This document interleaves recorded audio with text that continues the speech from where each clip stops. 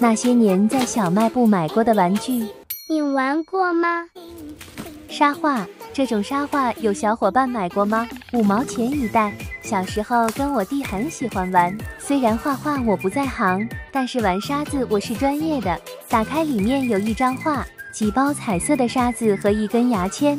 最高端的作品往往只需要最简单的画画方式。黄色的贴纸我不爱，绿色的沙子头上盖，再用指尖来一顿马杀鸡按摩，头上果然绿得更均匀了。自古红蓝出 CP， 蓝色的 T 恤就得搭配红领巾，一顿操作猛如虎，我叫钻石王老五。开门大惊喜，花10块钱给自己买了一盒开门大惊喜，据说可以拆出大额现金卡。我妈说她不信。你要是能拆回本，我今天倒立洗头。小伙伴们，你们说我能不能回本呢？打开有一个小本子，一个玫瑰香包，还挺香的，一只小手电筒，一只流口水的狗狗，怎么掉了一个耳朵？不过这个不重要，重要的是里面这些能中奖的卡片。来吧，先拆第一张，没想到第一张就中奖了，拆出5角，第2张又是5角，第3张也是，能不能来一张大的呢？最后一张是2元，一共拆出来9张5角和1张2元，所以我到底回本了吗？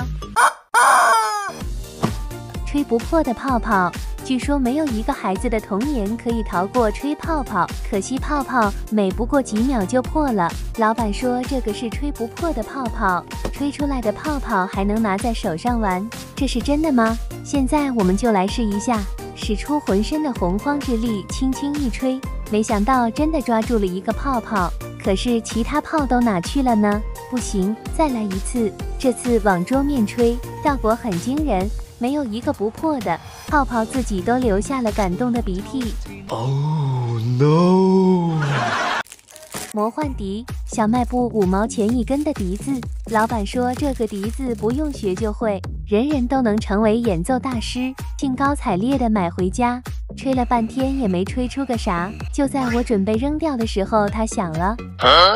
这个演奏方式确实很奇特，声音真的太魔幻了，堪比天籁，连我妈都问我这是哪家的鸡发瘟了。奇幻魔术，我妈从小就告诉我技多不压身，笛子我已经学废了，那就再来学个变魔术。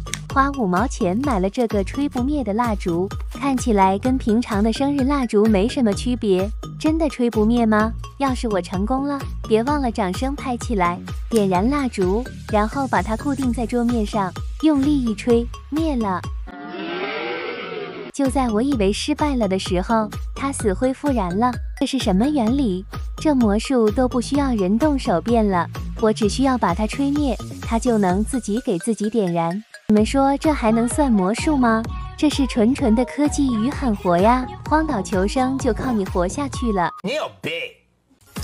掌上迷你机，这么迷你的游戏机你们见过吗？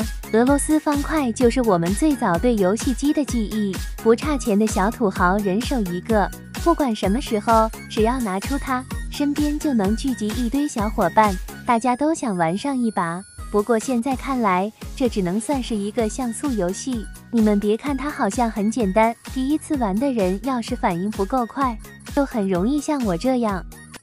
完了，BBQ了！